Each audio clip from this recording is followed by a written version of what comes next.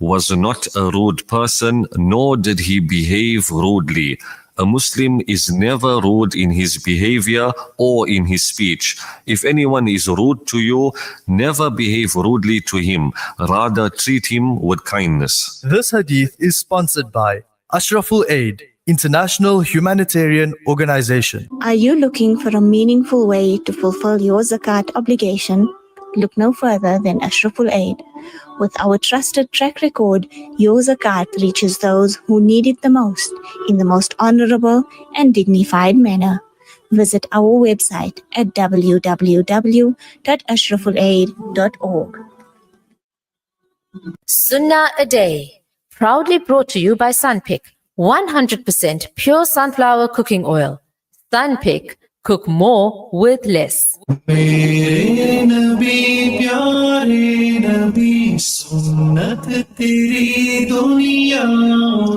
Sunnah a Day. Upon awakening, rub both the hands over the eyes and face to chase away sleep and ensure alertness. Sunnah a Day, proudly brought to you by Sunpick, 100% pure sunflower cooking oil. Sunpick, cook more with less. Imagine this. You're putting together a 7-color meal, from the creamy pasta to the glazed carrots and flavorful onion gravy. This entire meal is made with our 100% pure extra virgin olive oil from our La Familia range, bringing outstanding quality and taste to your kitchen. Shop La Familia 100% pure extra virgin olive oil at any leading supermarkets near you. La Familia, heart of the home. There are over 200 million orphans globally. We can't help all of them, but what if we each helped just one? The Al Imdad Foundation now gives you an opportunity to help just one orphan from Syria or Palestine. For just 500 Rand per month, you can help safeguard the dignity of an orphan by assisting them with basic needs such as food, clothing, shelter, medical care, and attention. Our orphan sponsorship program allows you to track the progress of your orphan through regular feedback. Make a difference in the life of an orphan today.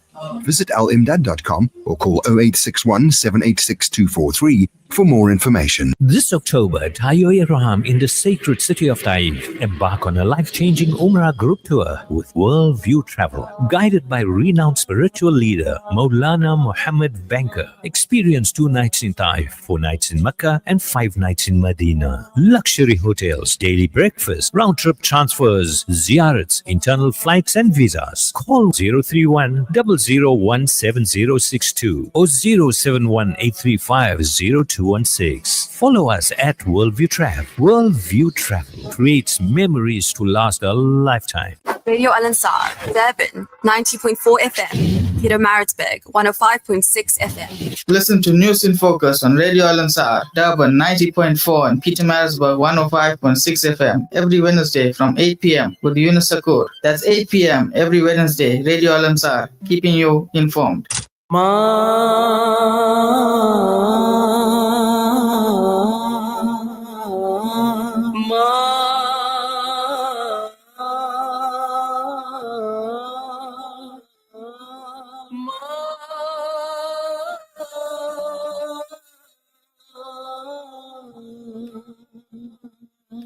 खुदा ने मुझको दिया माँ तेरी दुआओं से, माँ तेरी दुआओं से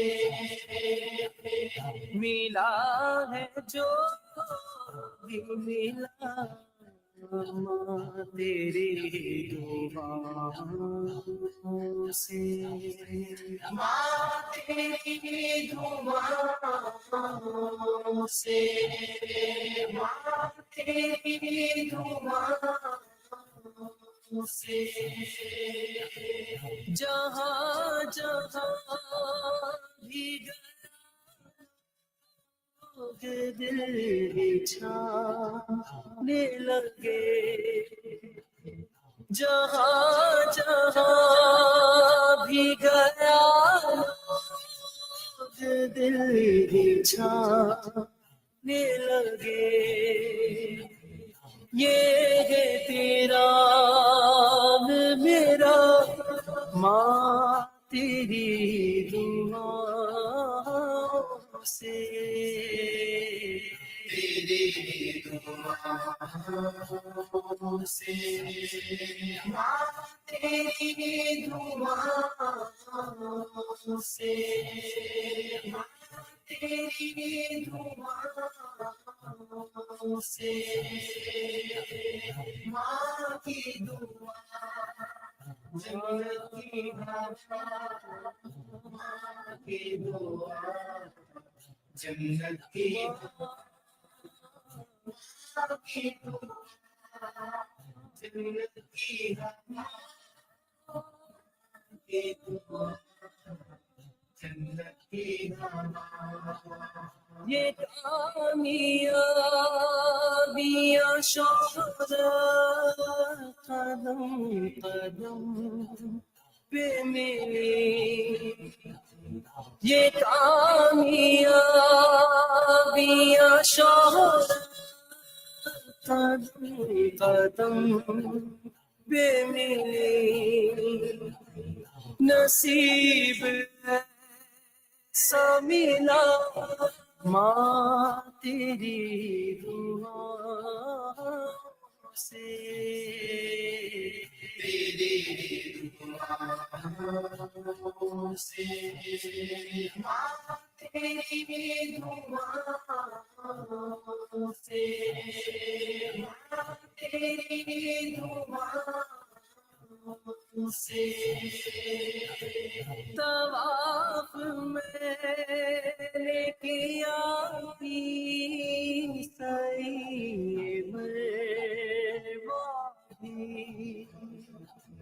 طواف میں نے کیا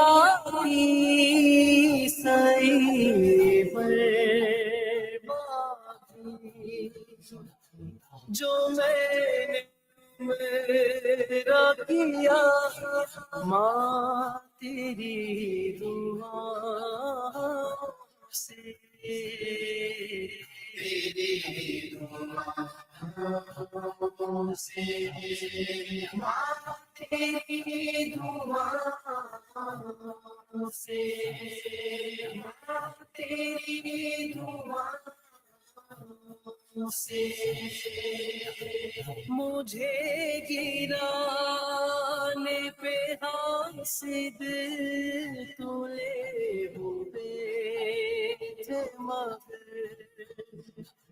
مجھے گرانے پہ حاسد تلے ہوئے تھے مگر میں دشمنوں سے بچا ماں تیری دعاؤں سے تیری دعاؤں سے ماں تیری دعاؤں سے ماں تیری دعاؤں سے قسم ہے اس میں اجالے کا کچھ جمال نہیں قسم ہے اس میں اجالے کا کچھ جمال نہیں عروج اس کو ملا ماں تیری دعاؤں سے تیری دعاؤں سے ماں تیری دعاؤں سے ماں تیری دعاؤں سے ماں کی دعا جنت کی ہوا ماں کی دعا جنت کی ہوا ماں کی دعا جنت کی ہوا ماں کی دعا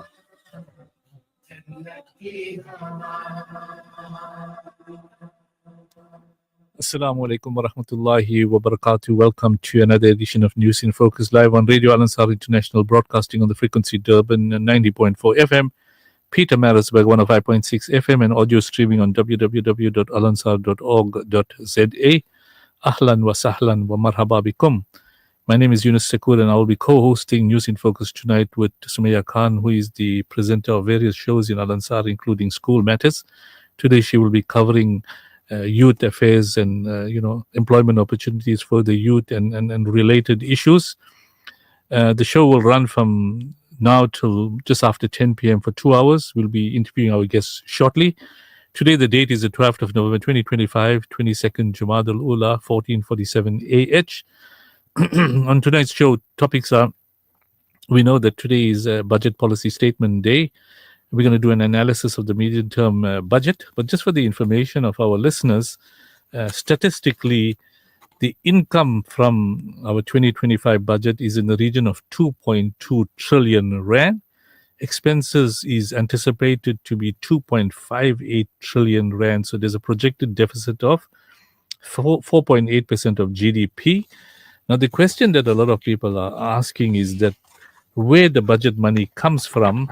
The total revenue for 2024-25, I gave the information, but 40% of our income comes from personal income tax. That is the taxes that are deducted from people's salaries and companies' taxes. 25% comes from VAT. That is the 15% you pay that makes up 25% of the income of government. Corporate income tax makes up 16%. Fuel levies make up 8%. Customs and excise duties 5%, and other forms of income is 6%. So will the Minister of Finance balance the books in this budget? We will have our economist Hassan Motala later on in the studio to give us a rundown on what the various discussions are about the budget. It is relevant to note that debt servicing costs is quite a huge amount. 22 cents from every 1 rand goes towards payment of debt. So we got a lot of debt in this country, but we'll unpack that a little bit later. We'll also be doing an analysis, and challenges faced by the youth due to limited employment opportunities. Sumaya Khan has been running with programs for the last 2-3 weeks on this subject, and how do we, because the youth makes up a large community, that we have to consider going forward. So we're going to unpack that discussion later on in the show.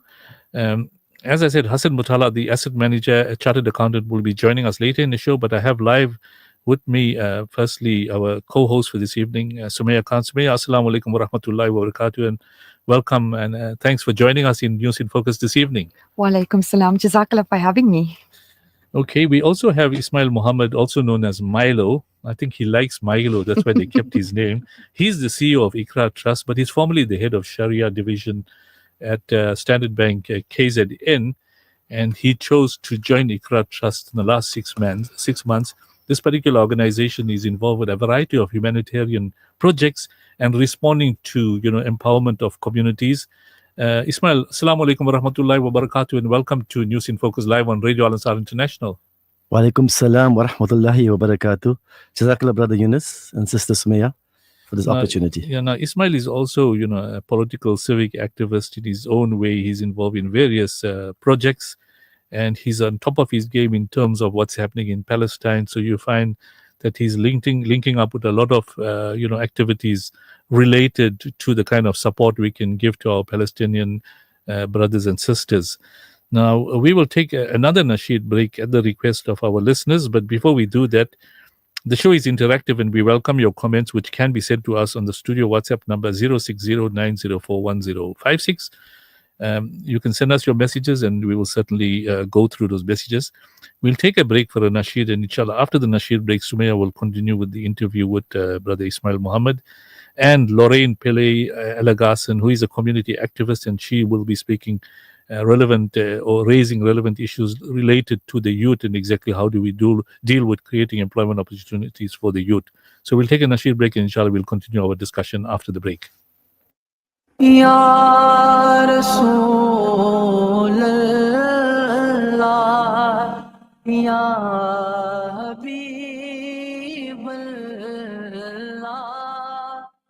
आका आका आका आका आका आका आका आका फिर के गली गली तबाह हो करे सब की खाए क्यों दिल को जो अक्ल दे खुदा तेरी गली से जाए क्यों रुखसत काफिला कशान गश से हमें उठाए क्यों रुखसत से काफिला कशान गश से हमें उठाए क्यों सोते हैं उनके साए में सोते हैं उनके साए में कोई हमें जगाए क्यों फिर के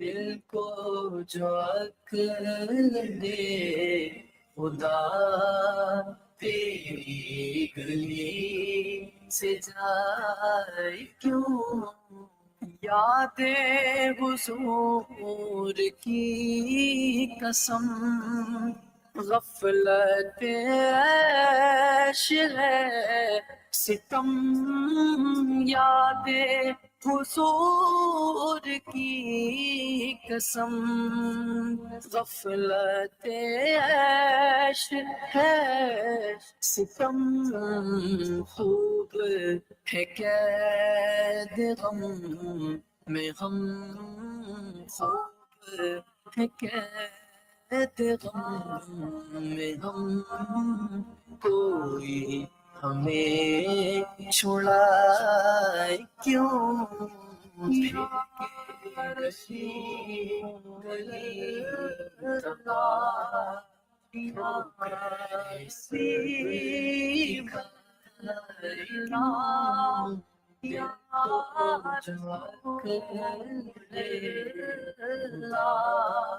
के गली तबाह वो जो न थे तो कुछ न था वो जो न हो तो कुछ न हो वो जो न थे तो कुछ न था वो जो न हो तो कुछ न हो जान है वो जहान की जान है वो जहान की जान है तो जहान है आका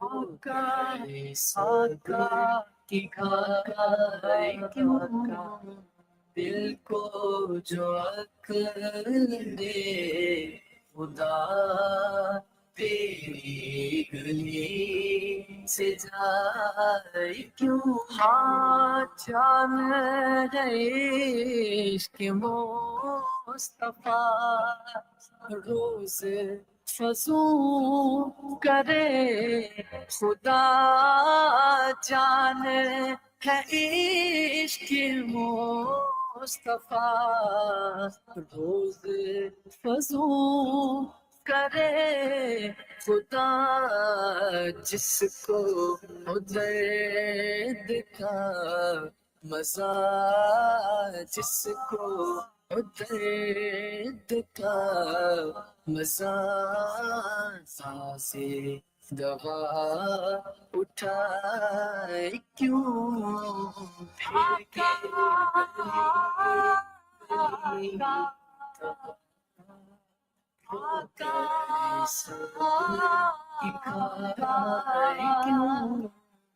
दिल को जो अक्ल दे खुदा तेरी गली से जाए क्यों है तो रज़ा निरा सितम जुर्म पे कर लजा हम है तो रज़ा निरा सितम जुर्म पे कर लजाए हम कोई बजाए सौ से गम कोई बजाए सौ से गम साजे तरब बजाए क्यों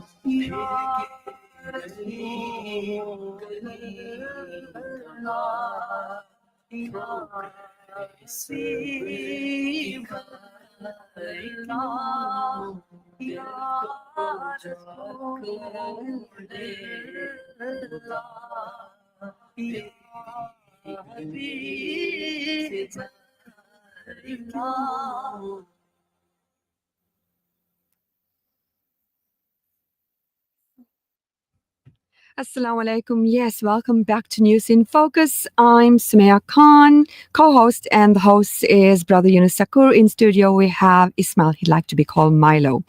You know, what a beautiful nasheed. If you understood the words, you will just sit and reduce you to tears. Alhamdulillah. You know, for the past few weeks, something which has been on every psychologist, humanitarian, politician, you could say just the person in general, when it's looking at the youth, unemployment. How does unemployment affect, you know, when you're looking at jobs, looking at crime, looking at the ills of society? When you dissect it and unpack it, you realize that all of it stems from the youth not being employed and not having work. And when you look at it, the majority of people in South Africa are the youth. The youth is from the age, if you go research 15 to 35, that's referred to the youth. And the unemployment rate is so high. In studio, as I mentioned, we have my host, Brother Yunus Sac, and Brother Milo. Assalamu alaikum once again. Wa alaikum salam wa rahmatullahi wa barakatuh.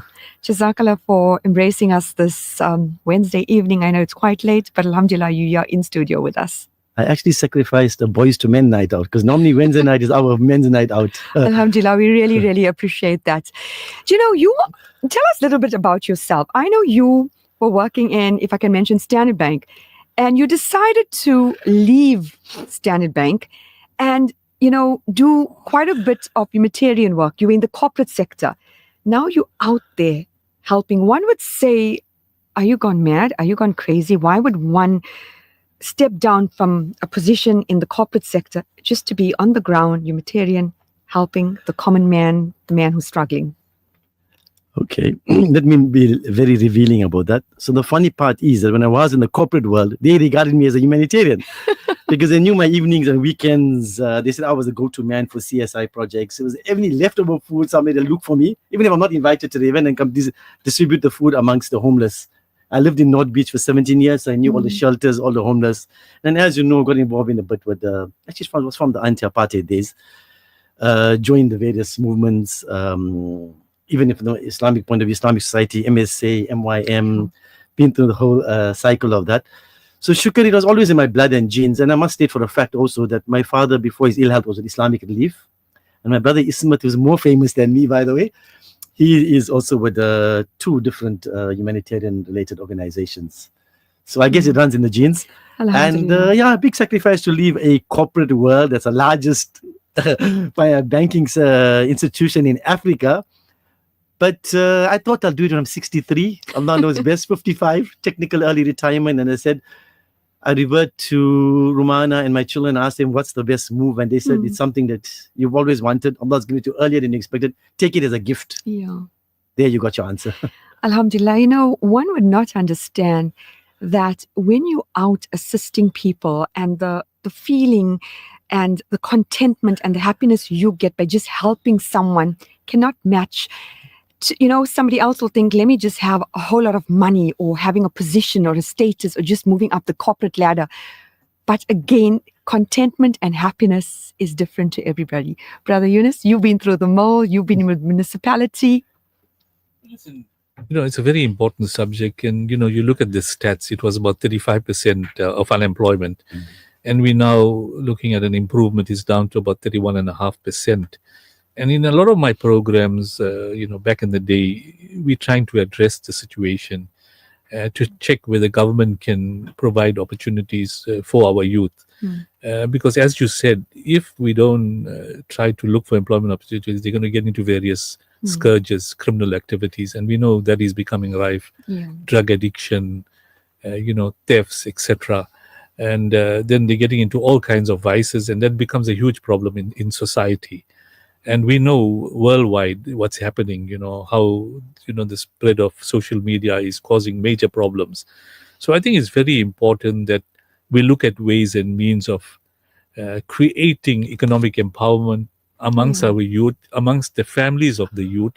And I know Ismail, mentioned that his organization, now that he's taken over from, Mahmoud Baker, who was basically a veteran in this setup. Whenever I met Mahmoud, his entire life is around humanitarian projects, and with these humanitarian projects become you get empowerment coming in, and then the youth start finding employment. And we Sumaya, in the souk that we have, more than 370 stalls are there, and we're capacitating our people to do business projects. And I mentioned in last year's closing meeting of the souk that more than 4,000 people were employed to do work in the souk, and the same will happen this year. Souk will be running from the 24th. So it's very important that we target that age group you're talking about, because that's a very important age group. And when we're talking about elections coming up as well, we need to get those youth registered to become voters and ensure we get the right politicians in place. 100%. When you really look at it, South Africa's youth faces numerous socio-economic challenges, many which stems from the country's high unemployment rate. And despite, having being energetic, innovative, and willing to work, millions of young people struggle to find jobs. And this is the harsh reality of South Africa. Yet with the qualifications and everything, employment opportunities are far-reaching and deeply affects individual families and society at large. One wouldn't think, if we, as you say, unpack it, we look at the psychological and emotional stress, increased in crime, social instability, skills mismatched and lack of experience, brain drain, delayed independence and family formation, and also decline in social cohesion. So it's like a ripple effect to everything. And it boils down, it ends up going into the community, which goes into the province and into the country. So prolonged unemployment also fosters inequality and resentment. So I think when you look at it, Milo, you've been an activist in your days at the university. We've been getting a lot of protest and unhappiness. And with that, you're getting buildings damaged, fires, the police have to come. And this is where we are at this point in South Africa where majority of the youth are not happy, and the resentment is there and the anger. So when young people feel excluded from the economy, they may lose faith in government institutions and democratic processes, weakening social unity. So, Yunus, I think we are right there currently in South Africa. Well, listen, I think it's important that the government realizes that you got to capacitate youth, and youth are not excluded from becoming politicians as well. Because, there's a good couple of thousand municipalities countrywide. And a lot of them, as you said, are studying at universities. And when they finish their degrees, there's limited opportunities. So it doesn't mean you must only go into the corporate sector. You can get into the government sector. And the government is the biggest provider of job opportunities for our youth. And we just have to empower them and make sure they manage the process correctly. And I think when you ask Ismail some questions, he will realize when he's doing these capacitation projects amongst the various communities, that it becomes imperative that he considers the future of the youth, Sumaya. Yeah.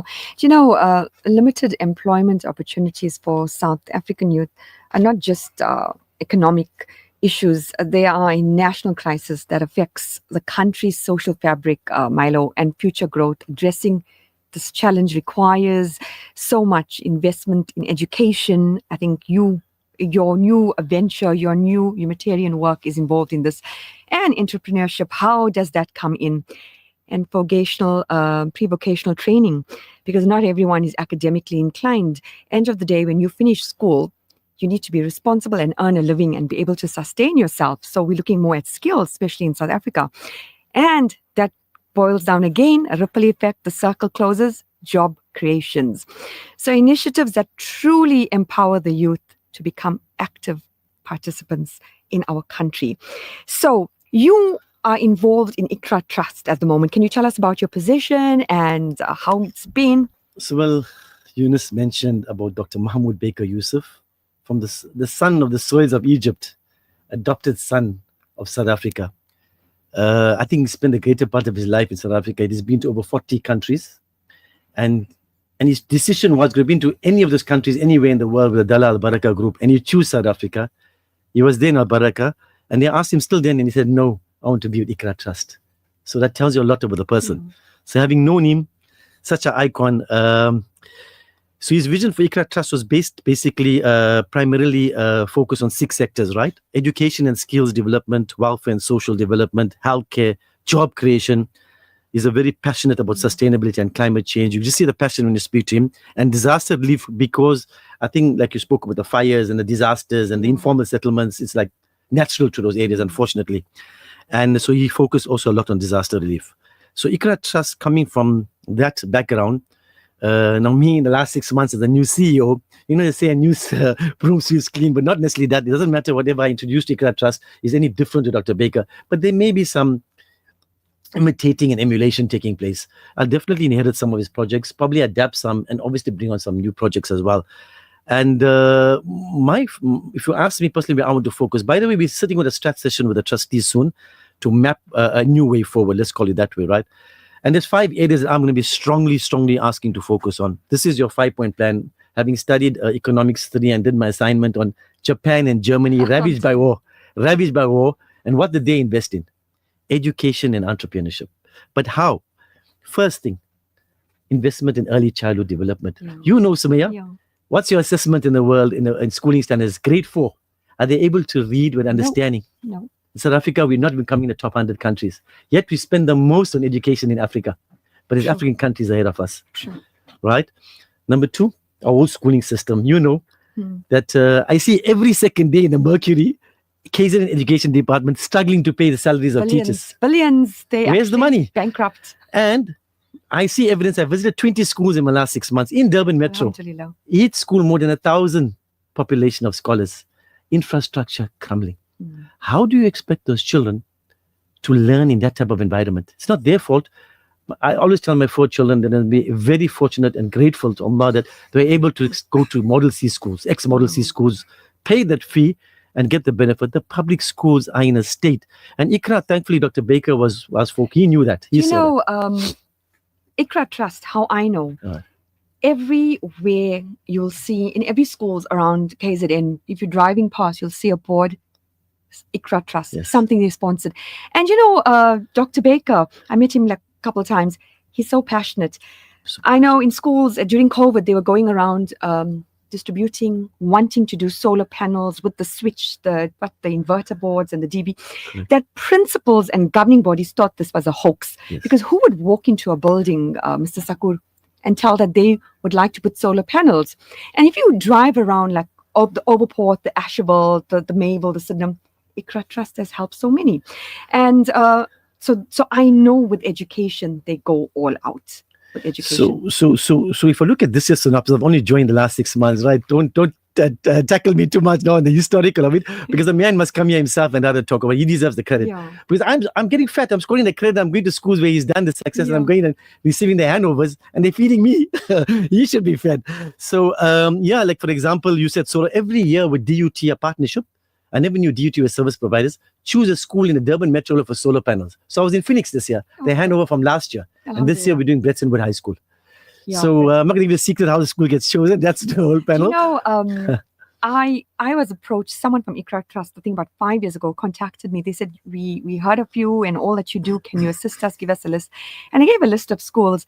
So I said, why did you ask me? They said, because we know you look at the bigger picture. Because generally when you're looking at sponsorship and donation and upliftment, a lot of it is about social media and it's about I did this and, you know, doing that. But Iqra Trust is not like that. They go into informal settlements. They go into schools which are broken down. And they also service educators. I know they held maths workshops for educators, training skills.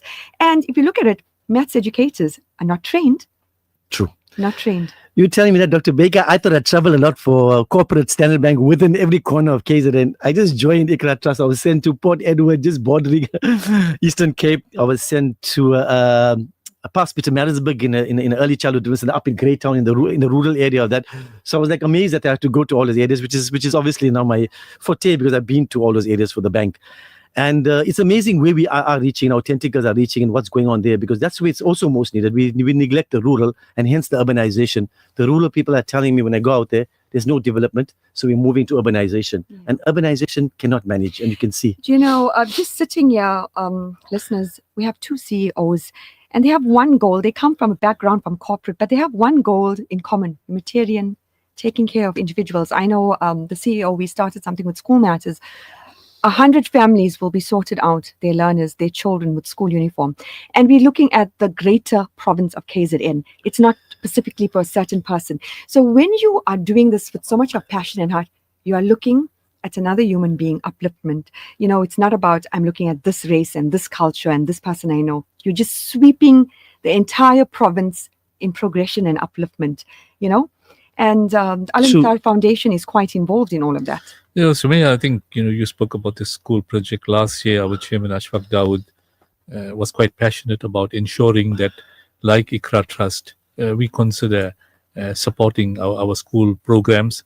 And an amount of 400,000 from our budget was allocated to school projects. And Sumaya Khan is driving these projects to ensure that these children are given lunch. If they don't have lunch in school, they provided with uniforms, shoes. Many of them come with torn uniforms, etc. So, and choose the projects or schools where there's a great need out.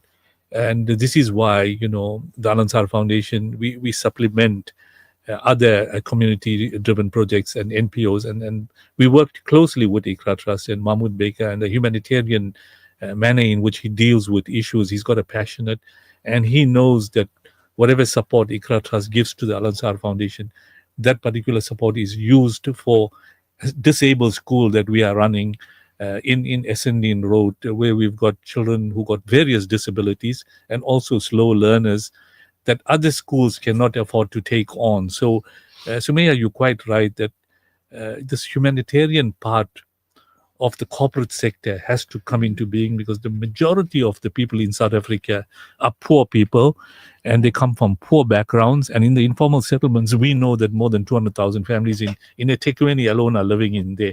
And if you go there, they're living in abject poverty. So we have to spend a lot of time assisting those communities out there. But also other race groups are really battling to make ends meet because a lot of them are unemployed. So focus on the youth acquiring employment, assisting the schools to educate our children, to really have skills that will enable them to earn a living becomes crucial in South Africa. And indeed, we know what's happening in Palestine and how the problem is coming about there. So worldwide, it's a problem, but we have to start in our neighborhood, in our own backyard. So the subject you're talking about this evening is crucial, and there's going to be a series of discussions around the subject. Yeah, the challenges faced by youth, is due to limited employment issues. While our tech tries to get in contact with Busi, one of our activists, Milo, can you tell us, you explain what's the main focus of Iqra Trust. How do you capacitate people and organizations? Because when you are someone who's helping, people just expect you to always be giving. How does it work? Because sometimes we don't even have the resources, all is depleted. Yeah, we've just got to be wary of the challenge that we can't be everything to everybody. And I think that's what we got to manage our expectations. I mean, funds are limited in any organization. Everyone has their budget. So I think we must manage expectations, and we've got to select projects. We've got to see the benefit to the people, look at the cost benefit analysis as well. We apply corporate governance principles. We look at financial statements. We visit sites. And that type of things. We do our assessment, we do interviews. So the main thing of capacity, what I found, is the big area we keep on talking, and I think Yunus and yourself keep on mentioning about the unemployed. So we're talking actively unemployed would be about between 6 to 8 million, right? And how are you going to take them back to education? And a lot of these left school. I mean, you know, Sumaya, how many, 1 million will start at grade R or grade 1, not even 500,000 will get to matric. But now, this lot is finishing matric, so the unemployment rate just increases. Yeah. So let's get to the 6 to 8 million. That's a ticking time bomb. That's where your civil riots, your instability, your challenge comes in. That you don't tap that, you got major issues. We talk about the Arab Spring. You're gonna have the South African Spring at a bigger scale and riots. So this is what I like, and I've seen that there's a lot of emphasis on skills development centers are being set up by our communities and other communities, and I think by giving a person a skill, you're going to now take them away from a reliance to a non-reliance. The one challenge I find coming from a banking side, I must stipulate that, yes, have skill centers, but don't forget that period of incubation. So you need a mentor, employ a mentor, and take them to a cycle. We're partnering with a Muslim organization, by the way. I don't know if I'm supposed to name them or not. The Muslim organization, we're taking people that are zakatable, identifying them. We got a 12-week incubation. There's a mentor, a financial mentor, taking them to 12 weeks. I was shocked when I went to the first presentations with Dr. Baker when I just joined. And those guys, the way they were dressed up, the PowerPoint, I said, I never even see bank clients present like that. And they come in only for 20, 30, 40, 50,000 for small micro enterprise. So what we're going to do, having a skill is one thing. A lot of people think you give them a skill, they're going to get employed. My argument is, where's the employment going to come from? Our economy is so tight, it's not even growing at 1%. How are you going to absorb that? So rather, switch from the same skill and teach them to run a micro enterprise. Whether it's from home, flea markets, pop-ups, very much like what Al-Ansar, like you explained, you're doing businesses at the souk, you are capacitated into water level and season time as well. So where you're expecting your foot numbers there. So skills development, go with incubation, and this is, we're busy with an Islamic organization who's taking zakat recipients and trying to move them to a sense of non-reliance now, self-reliance. And by micro enterprise. And it's amazing that what this incubation, because I was a banker, seen incubators, and this gentleman is a psychologist. So he's gone on and done the bridging financing and other stuff, and he's magic with the applicants. And so as a partnership, we evaluate and we're passing on capital, and there's a monitoring going on after that. And now you're seeing them that they're getting money to start like a fridge, fryers. So it's food a lot, clothes, flea markets pop up. And you know what's the best part? You must see the collaboration amongst the various applicants. So now they're cross-selling, cross-marketing. It's amazing, this whole. I mean, I think I'm like back in the banking sector. Entrepreneurship. Yeah. But you know, this is where the private sector plays such a vital role, because we cannot rely on government. Well, we'll be linking up with Lorraine Pillay Alagasen, an advocate for gender-based violence, counselor, youth empowerment, decision maker, sits on many steering committees in uplifting the youth, creating employment in various organizations and government programs. Lorraine, welcome to News in Focus with me, Sumaya Khan, and my host, Brother Yunus Sac. Thank you, Sumaya. Thank you for having me, Brother Yunus. It's always a pleasure. Sister Lorraine, you are on the ground, you're in the field. Every time when I speak to you, you tell me, Sumaya, I just came out of court. I was assisting this issue, this case with the youth. So you know what is happening. You know, we've just been discussing the rate of unemployment, especially with the youth, the challenges. We were giving stats and just going. Can you tell us, unemployment, how does this affect the youth? Well, Sumaya, we have a major challenge regarding the youth unemployment. Okay, so due to the unemployment, am I a bit too loud? You're fine. Okay, because I can hear echo. Yeah. All right. Okay, so the challenges that the youths are currently facing right now is poverty, crime, and depression, lower self-esteem, because these kids are coming out of school and they don't have an identity, they don't have a vision. These kids are just sitting at home. So a low self-esteem is setting in, depression, anxiety, poverty, drugs, and these kids now, the only thing that they have in their hands is a cell phone. So the increase of cyber fraud that is going on, sugar daddy, sugar mummies, and these kids are now being taken advantage of, because they are now finding other ways to supplement their income and find other resources. So these kids are actually under a lot of pressure, and drugs is actually very rife in communities all over. Even like the school kids, because when you speak to the youths, they'll tell you there's no jobs, and they'll tell you, we don't have the funds to study, and these kids don't have that information at hand whereby they can apply for fundings that the government has set aside for. So we've got a lot of stress with the youths currently. When you're looking at economy, how does economy affects unemployment? It's, as we were just mentioning, it's a ripple effect and like dominoes. When you're looking at the economy, how is that affected by unemployment?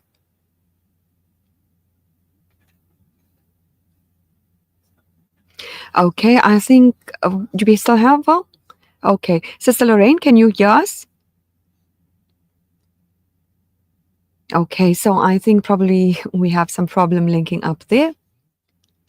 Okay. Okay, she's muted. I think she muted herself by mistake.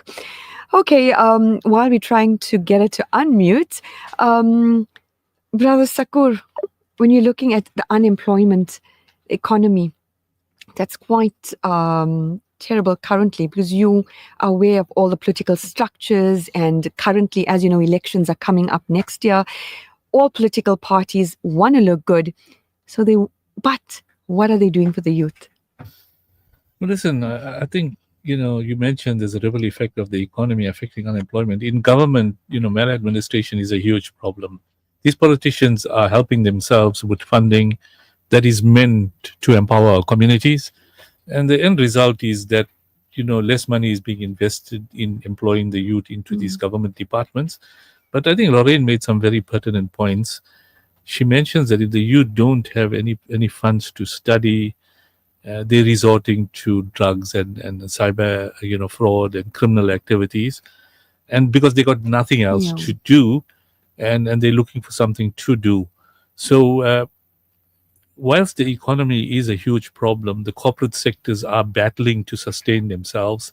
Even the banking sector too, they obviously live off clients. But I think Lorraine is back. Perhaps I think you raised the question of the ripple effect of the economy affecting unemployment. If you could just chat with Lorraine, I think she's Sister back. Lorraine Pillay, Alagasen, you back on? Oh, yes, thanks, Maya. Okay. Yeah, we were talking about how does the economy is affected by unemployment. Okay, so the problem is in terms of the economy is affecting the youths. It's like, these kids are coming out of school, right? Okay, so we are on the ground. We are working with the kids on the ground. And we find that these kids now, they're having a low self-esteem, depression, poverty, anxiety, drugs. They actually, getting into drugs and so forth. And also these kids now, because they've got, a cell phone in their hands, they are now surfing the social media sites. They are hooking up with sugar daddy, sugar mummies to supplement the income. So we've got a major problem with the youths because they're trying to supplement the income. And I promise you something, a lot of kids that are coming out of school now, when you speak to them, they'll tell you, the first thing they'll tell you is that, we cannot find a job and, we don't have a direction. So these kids are now remaining stagnant. That is a major issue with these kids. And as I said, it's, they're falling into depression, low self-esteem, and a whole lot of stuff.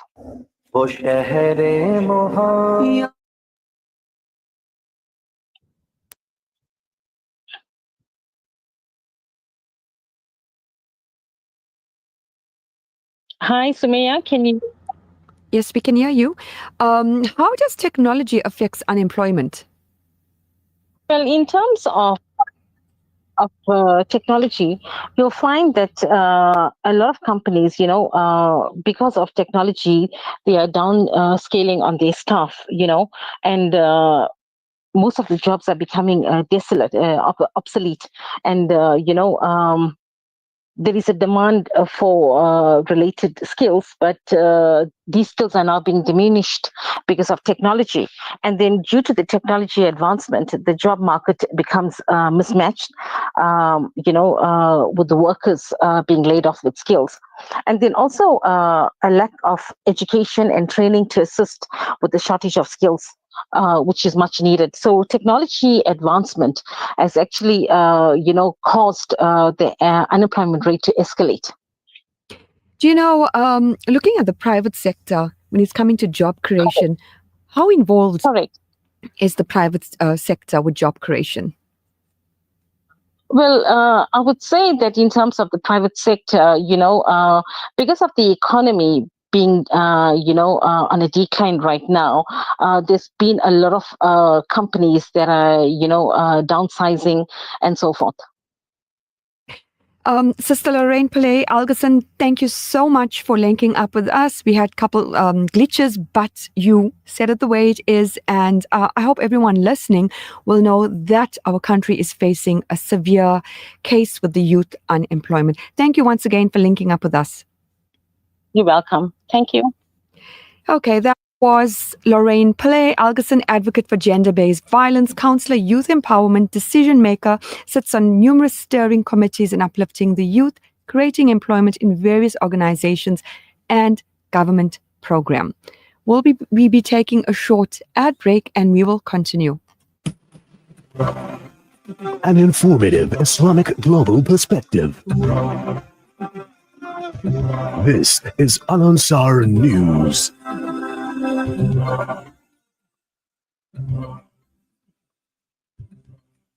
Making news this hour, the 12th of November, the news from Durban 90.4 FM, Pietermaritzburg 105.6 FM. Local media says yet another Queensborough toxic fire ignites health concerns. America Monina.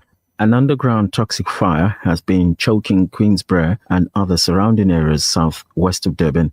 According to Ward 65 Councillor Samantha Winvogel, says the source has been confirmed as an illegal dump site on the Umkomban Road in Chesterville. She says addressing the issue requires excavation of the site as the fire is burning deep from underground. Residents say they are feeling the effects of the fumes. Patrick Lincoln says the smoke is affecting his chest. Yet another resident says a whole family is also suffering from the health issues. eThekwini municipality says it has conducted inspections at the site. It says the matter has been escalated to other city departments and also added to the Environmental Compliance Committee database. More news. Local media says the Treasury could slightly lower the country's 2025 growth forecast but keep the overall economic outlook steady. Finance Minister Enoch Godongwana delivered the medium-term budget policy statement in Parliament today. Steve Swartz of the ACDP political party is waiting in. It seems this massive ship is starting to move in the right direction, and it's going to take some time. But we are, as you've indicated, concerned about low economic growth. We're concerned about the high debt to GDP ratio, which has increased a further 1.2% since March, and of course the debt service costs. So what is needed is faster economic growth. And yes, we welcome the fact that power has basically been sorted out, that the water is being sorted out, and our ports and rails is being sorted out. We are also grateful for the fact that additional tax is being collected. You remember that the minister indicated that if additional tax is not collected, there's 20 billion rand additional tax that will have to be imposed next year. We do not support that. So Mornings 9, the Ismangaliso Wetland Park is officially ending its long-standing management agreement with Izimvelo KwaZulu-Natal Wildlife. The CEO, Busisiwe Ntshingila, says the two entities mutually agreed to end the arrangement that has been put in place in the last 2 decades. Ntshingila says Izimvelo was initially appointed in 2002 to manage the conservation and tourism functions, while Ismangaliso built its own capacity. Bukosini says the park is now ready to take full control of its commercial facilities, including those at St. Lucia, Cape Vidal, and Sodwana Bay. Speaking at a briefing in St. Lucia today, Bukosini says the move will allow Ismangaliso to commercialize operations through public-private partnerships with the aim of boosting tourism revenue and ensuring long-term jobs for local communities.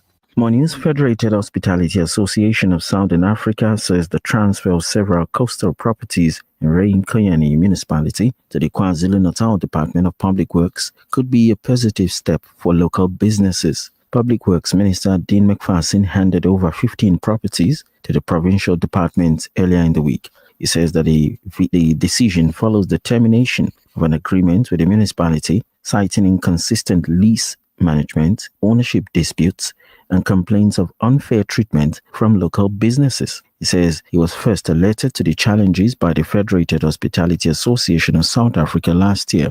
The association's provincial chairperson, Brent Tangi, has confirmed there has been complaints. He says the month-to-month leases offered by the municipality created uncertainty for businesses. He says they now hope the transfer helps to resolve the issues around lease agreements.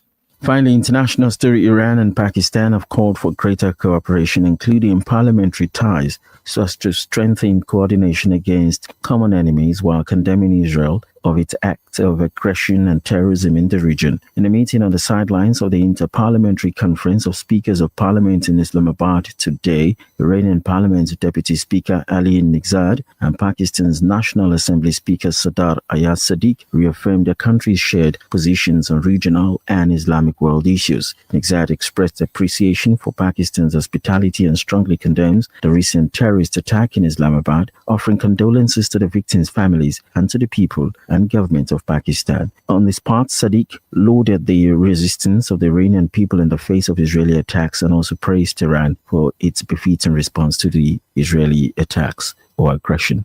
Your weather, 25 degrees. That's the news. To Simplex Radio, visit our showroom for the full range of car audio. Our TV department carries top brands with quality LED panels, full HD to Ultra HD, and now the experience of Super Ultra HD. Visit our theater rooms and transform your home with brands like Onkyo, Integra, Denon, Boston Acoustics, Yamaha, and more for quality audio visual experience. Now available, full range of home appliances. A one-stop shopping experience. Call 031 306 4029 or Kenilworth Park, 202 Brickfield Road, Overport. Simplex Radio, the name you can trust.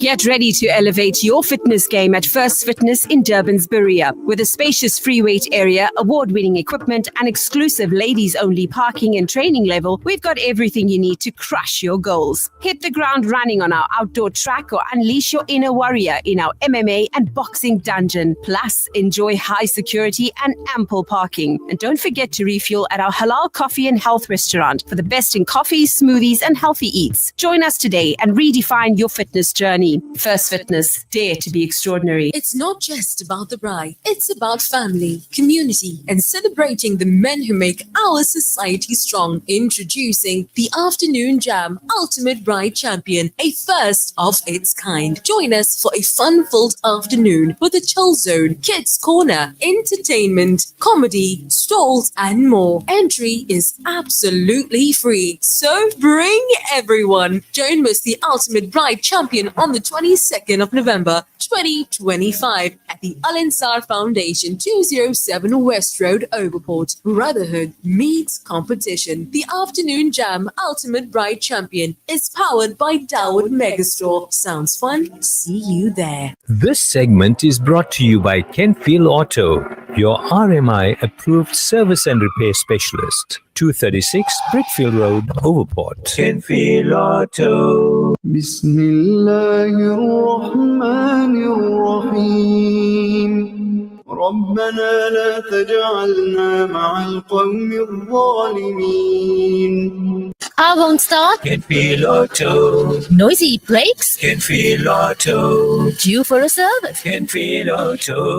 Kenfield Auto, the answer to all your car problems. Your service and repair specialist for your VW, Audi, Suzuki, Toyota, or just about any vehicle. Kenfield Auto, your RMI and insurance approved workshop to handle them all. 236 Brickfield Road, Overport. Call us on 031 207 2399. Kenfield Auto.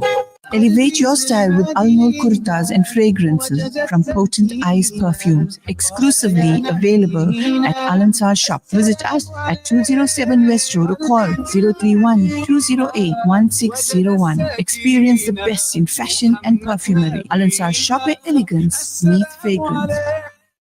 Allah, Allah, Allah, Allah, Allah.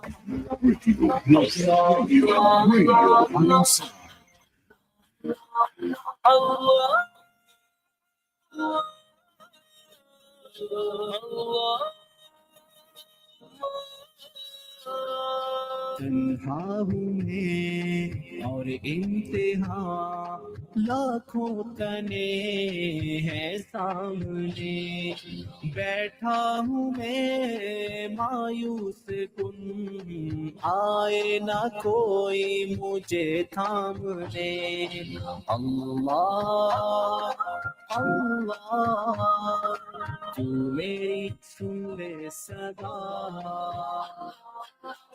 حسبنا الله ونعم الوكيل حسبنا الله ونعم الوكيل حسبنا الله ونعم الوكيل نعم المولى ونعم النصير حسبنا الله ونعم الوكيل حسبنا الله ونعم الوكيل حسبنا الله ونعم الوكيل نعم المولى ونعم النصير حسبنا الله ونعم الوكيل نعم المولى ونعم النصير مایوب ہوں تیرا کرم پردہ رکھا عزت بھی دی بڑھ کے دیا اوقات سے دولت بھی طاقت بھی اور وقت بھی کر دے خطا ہر معاف تو فہرست اسیاں کو چھوڑ دے اللہ اللہ تو میری سن لے صدا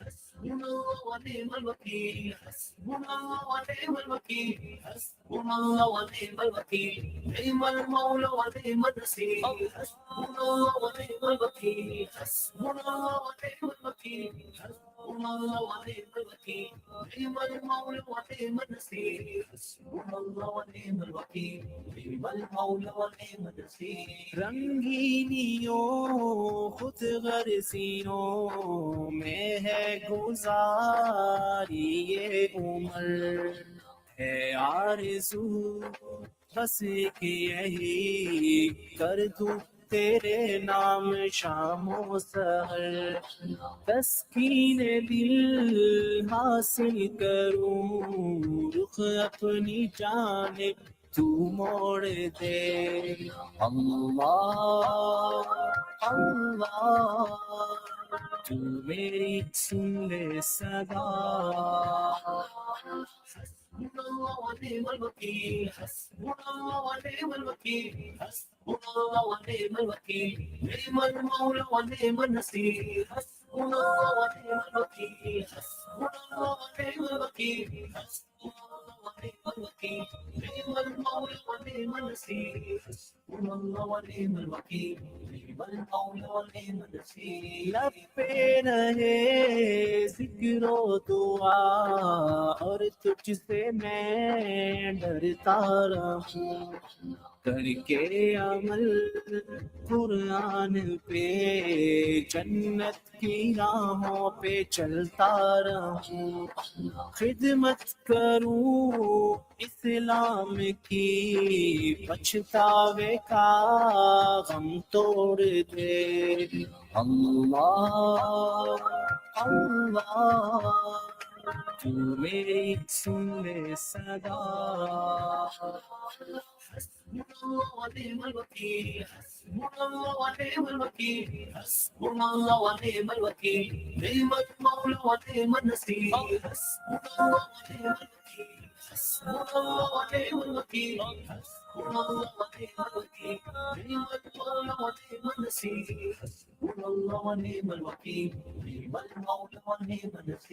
रोता रहा सजदों में जो दिल में लिए उम्मत का गम पढ़ता रहूं मैं तो फतन अपने नबी पे दुरूद हर कदम हो रूह जब तन से जुदा जन्नत की जानिब चले दौड़ कर अल्लाह अल्लाह तू मेरी सुन ले सदा حسبنا الله ونعم الوكيل حسبنا الله ونعم الوكيل حسبنا الله ونعم الوكيل نعم المولى ونعم النصير حسبنا الله ونعم الوكيل حسبنا الله ونعم الوكيل حسبنا الله ونعم الوكيل نعم المولى ونعم النصير حسبنا الله ونعم الوكيل نعم المولى ونعم النصير الله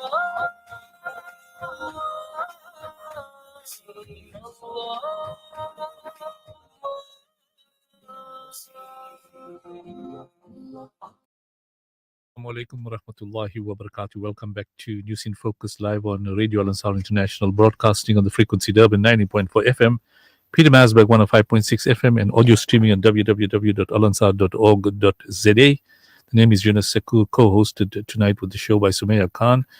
Before the news break, Sumaya was chatting briefly about challenges faced by the youth due to limited unemployment opportunities. She chatted briefly with Ismail Mohammed, CEO of Iqra Trust, about Iqra Trust initiatives relating to dealing with these type of issues. She also interviewed Lorraine Pillay, Alagasen, a community activist, and Lorraine raised some very pertinent points about the depression and poverty and other issues related to the youth when they're unemployed. They're looking at other ways of supporting their sort of agenda. However, we're also going to chat now briefly about an analysis of the medium-term budget policy statement. We know the markets were watching Finance Minister Enoch Godonwana very, very closely today when he delivered the medium-term budget policy statement. With us in the studio, we have Hassan Motala, the chartered accountant, asset manager, economist, and he will be giving us a brief, highlight of some of the important comments and decisions taken by the Finance Minister Enoch Godonwana. Hassan, Assalamu alaikum wa rahmatullahi wa barakatuh, and welcome to News in Focus live on Radio Al-Ansar International. Wa alaikum salam wa rahmatullahi wa barakatuh. Hassan, as usual, shukran for joining us. Can you, present some of the pertinent highlights of today's medium-term budget policy statement? Yunus, I think firstly, it was such a completely different tone and different event to what we saw in February. Remember, February was a disaster. We had the chaos of the first one, the second one, and the third one. And then, finally, we had the budget was stable and settled after wrangling between the different political parties. This time around, very pleasant, a bit more optimism, a bit more sort of positivity, if you can say, that came out of the both. The finance minister seems to have exuded a bit of positivity and optimism, and I think it was spread across parliament and the like, a lot more buoyancy, if you can call it that as well. First and foremost, the budget deficit, or what budget deficit means, every one of us at home know that we normally, in our own households as well, we have a budget. How much of income we're bringing in and how much we're spending for the month. Similarly, in South Africa, for the government, it's what revenues that they're generating for the year and what they're spending. Generally speaking, and over the last number of years, there's always a deficit. We're spending more than what we are generating. What was positive, though, was positive as in slightly positive, was that the budget deficit is expected to be a little bit lower than what the minister had indicated in February of this year. But more importantly, he's anticipating that over the next 3 years, that budget deficit will reduce from around 4.5% of GDP to around 2.7% in the 2028-2029 financial year. So that's quite a nice decline, because what that implies is that there's less borrowing that will take place in the years to come. One of the biggest challenges South Africa has had as a government and we as a nation over the last 15 years is that our debt has grown at a rapid pace during that period of time. And with the result of that, our debt to GDP has skyrocketed. From 15 years ago, where we were in the 30-odd% debt to GDP ratio, we are now sitting in the 70s debt to GDP ratio. What he did indicate in this budget, though, he said he expects it to peak as a debt to GDP ratio this year. So what he's saying is that it'll peak at around 78% debt to GDP.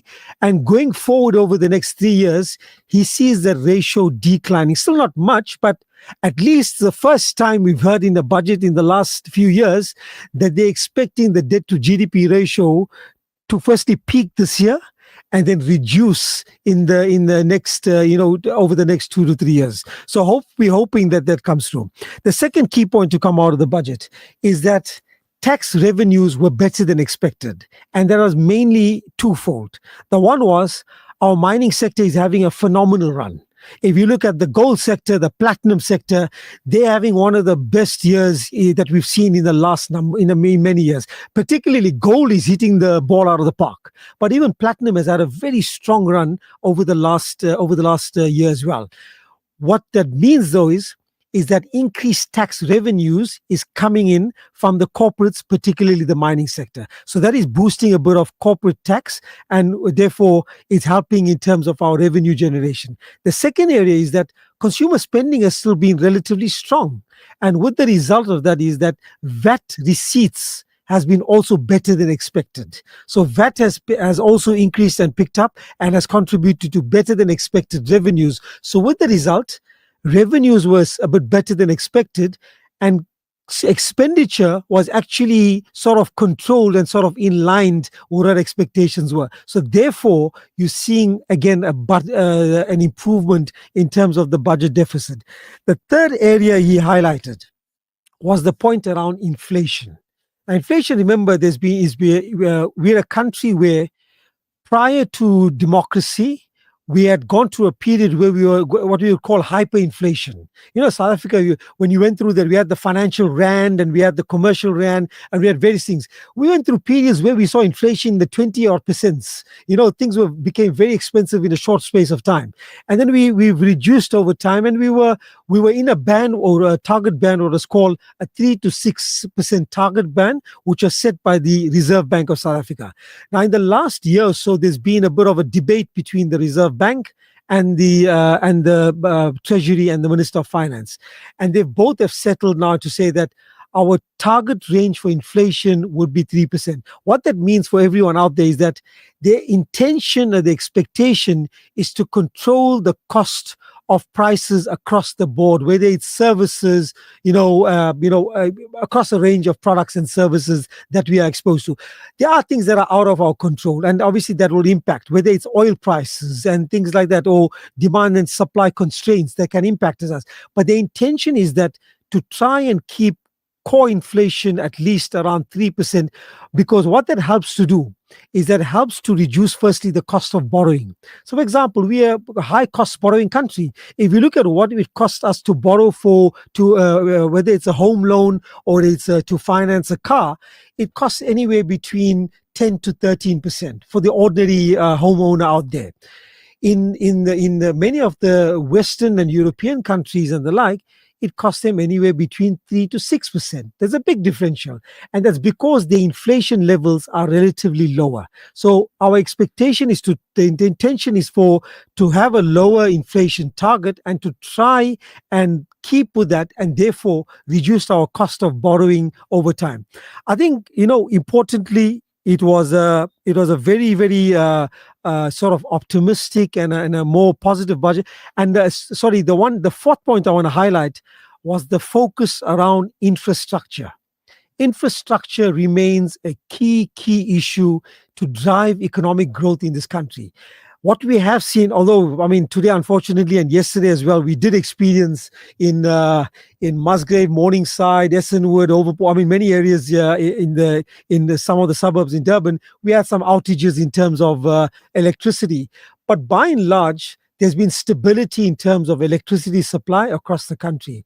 I think there's a focus now to ensure that infrastructure around road, rail, ports, and those things, there's spending on it, and to incorporate also some of the private sector into some of those projects as well. Especially you're looking at the ports and the rails and those areas, there will be an incorporation of that. So he's allocating a bit more towards infrastructure spending, and therefore together with the private sector, the intention is that over the next few years, there'll be an improvement in terms of our logistics and those areas as they're spending and improving that as well. So I think net a much more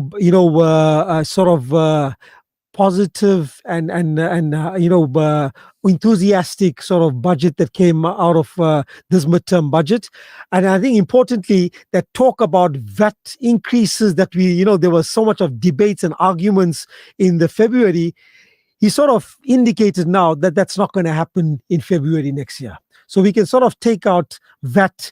We're hoping, one of the key points though is that SARS needs to still come to the party by getting in an additional 20 billion or so in terms of tax receipts that's owed to them by various parties. So they're trying to get that done by February next year. But at the same time, I think VAT seems to be something now that in terms of an increase that seems to be off the table. And hopefully there wouldn't be any other forms of tax increases for South Africans. I think medical aid remains a question mark. And I think particularly the tax credits for the more wealthier people, that potentially could come off the table, come February next year. Shukran, Hassan, for giving us an update on this particular budget, the budget policy statement, and we trust and hope it will create a positive sentiment in the markets, because our Rand has been performing considerably well. Yesterday it was about 17.13. I'm sure there would have been a reaction to the Rand, as well as our all-share index, the JSE, has reached phenomenally high percentages as we speak. I'm sure that this particular policy statement will create more room for government to direct fund towards essential services rather than only debt repayments, which is good. I want to bring Sumaya back into the discussion because Ismail was chatting briefly about some of the initiatives that Iqra Trust is involved with, and the one that's directly involved to our subject for today is the challenges faced by the youth due to unemployment. And employment opportunities need to be created, and entrepreneurs, especially the SMMEs, need to be capacitated. We mentioned briefly that we got the souk that's coming up, and we're hoping 360 stallholders will get capacitated. There's a lot of enthusiasm and interest. So, Sumaya, I'd like to hand over the discussion back to you to continue your interview with Ismail Mohammed. Brother Ismail, Milo, do you know, now with Iqra Trust, you are on the ground and you are noticing what are the challenges, and one of the main things the youth is facing, as we were discussing earlier, that's what we're unpacking, is unemployment. So how can Iqra Trust assist? You mentioned something about skills, training and partnering with other guys. Can you tell us more about that? Okay. I just want to go one back before I come to the micro enterprises covering and skills development. So we've got a partnership. Dr. Baker again takes all the credit. And yeah, I'm waxing lyrical about Iqra Trust, but Dr. Baker deserves all the credit. I can't wait till you have him on, Yunus. There's an engagement called DUT School Engagement. So there's a lady called Berenice Delacroix. She's a social entrepreneur. So she sat down with DUT, and obviously came to later other sponsoring parties we are part of, and called it DUT School Engagement. They chose 10 metro schools. Again, school population each more than 1,000.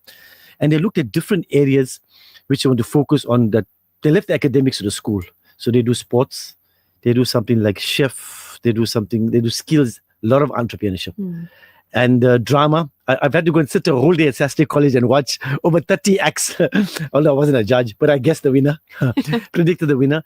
And so they've got a lovely entrepreneurship. So what's lacking is a concept of entrepreneurship. And I want to cover this within 3 angles where Iqra is definitely playing its role and has played and inshallah will play a greater role. Creating skilled people via our tertiary institutions. So what we're missing, and as a banker, I'm going to tell you, we're missing the middle. If you say you get a social grant and you go apply for NSFAS, you've got a great chance of getting NSFAS, right? But what's happening to our middle income earners? You are the ones that have to tend to banks, get loans, family and friends to try and think. Because obviously if you're wealthy, you're paying for it. If you're on the low income via social grants, you're going to NSFAS, you're winning. Now what happens to the middle income people? And that's being identified. We've got a major problem between the 350 and 600,000 cost to company roughly. So that's where we come in. We also do interest-free loans and we do bursaries. Very select, deserving students, high academic achievers. And we've identified 5 areas South Africa is lacking in skills and which we want to focus on. Number 1, healthcare sector. Still big demand for doctors, nurses, physiotherapists, optometrists, pharmacists. Number 2, teachers and academia. I think AIDS, the ravages of AIDS, we're seeing now the benefit. A lot of teachers are leaving and they're not finding enough talent. So teaching and academia. Accountants and financial analysts. We see us importing their talent. Yeah. More accountants and financial analysts. And artisans. That's something I must tell you. You look for an artisan today, you see somebody that's from Zimbabwe or somebody, seriously, from another country, African country. We haven't produced, I don't want to say this late Kadir Asmal or pass any comment. I don't know why they closed the technical colleges in his time. And that's the ones that have stayed open. So there's not enough technical colleges producing artisans. And that's where you got from your, we got infrastructure, but now to maintenance, boilermakers, welders, plumbers, aircon technicians, these are demanding roles. And then the other most key one that's a worldwide phenomenon is engineering and technology. That's just STEM. You know it yourself from schooling. Science, technology, engineering, maths. So we've got selected students. Amazingly, we got about 4 medical students that we're helping this year. We're helping a few engineers. Actually, by default or by design, Dr. Baker must say the credit. We are covering most of those 5 areas. I think artisans an area that I want to focus more on. I haven't found too many skilled training centers for artisans. So there's potential for even business people. Accredited skill training in artisans. Our 4th one, we were discussing skills development centers. We found them. I'm just chatting to them and talking about this mentorship where they have this incubation period. And I find some of the skill centers lacking that. So, because like we said, I think Hassan covered the figures. There's not enough economic growth to absorb, even if you're producing those fast in the skill centers. So rather get them to earn their own income, rather get them to I've been to a skill center in the city of Durban where it's an 18-month course to sew clothes and that type of thing. So someone can go and they're hoping to get employed. I told them, go and produce your own from home onto flea markets and that type of thing. Or set up a CMT plant and talk to a business. And the last one, which I did mention previously, was the micro enterprise. Now in South Africa, if you under $1 million turnover, you regard as a micro enterprise. Yeah. Right? And that's for me the biggest gap. There's not enough and we're not training people. We got a small empowerment fund with SANZAF, and that's where we're taking people on Zakah and we're identifying, they do, I must say, most of the legwork, but we sit on the same evaluation committee. And we've got a gentleman named Reese. He does the business management training and type of thing. I'm being impressed with the presentations. They come dressed, and he taught them in the last one. Half of them were making food. He made them bring the food to the presentation for us to taste. And I had Maulana Akarsani. I said, you better have the burger because I can't take on any more weight. So they brought on people with samosas, and then there was people with clothing. And I noticed one part, it's nothing to do with us. One of our Muslim companies in the perfume sector gave stock in kind to SANZAF. They're taking the people on to go and resell that. So it's teaching them trading skills. So that. Look at your areas. I covered early childhood development, the school system, post-schooling tertiary. Then I covered skills development and then micro enterprise. That's my 5-point plan personally. And I think that should be South Africa's 5-point plan. You know, Iqra Trust, alhamdulillah, is doing a hell of a lot when you really look at it. Challenges faced by the youth due to limited employment opportunities. We received a voice note which our tech is going to play from Busisiwe Ntshingila is a former Action SA chair of eThekwini region, Berea Morning CPF, also youth empowerment life coach. She sent us a voice note which our tech will play. Sister Sumaya and Brother Yunus, my regards to you. Assalamu alaikum. I did hear the interview with Sister Lorraine as well, and I think what I actually wanted to say fits in. Because what I've noticed in South Africa, being involved in both politics and community projects and volunteering, is that the left hand is not speaking to the right hand. We have amazing policies. We've got the National Youth Development Agency, we've got IDC, we have all of these structures. But it's not transcending to benefit the youth on the ground. Yes, we have a reduction in youth unemployment. But now I have a question in that stat. That is a quarterly stat. Is that employment permanent? Is that employment temporary? Because it does not help to give half a loaf for a short period of time. What we need to be doing is what Brother Yunus was saying, is that once we give you half a loaf of bread, we need to teach you how to bake the bread. Then we need to teach you how to upsell the bread. Then we need to teach you how to market the bread so that you can teach others as well. So in South Africa, we've got billions and trillions that we're spending, but how effective is it? Are we following up, making sure that all of these fundings that are being sent out, the grants that are being sent out, are they sustainable? Are the actual skills that people are learning? Can they move into other aspects? We've got unemployment of over 23% for graduates. So that even tells you that even the education system is not enough to remove this country from the problems that it's facing. So that is why I walked away from conventional politics, because I think we need to start looking at unconventional solutions to say, if you've got a degree, why are you still sitting at home? How do we make that work and how do we make it effective?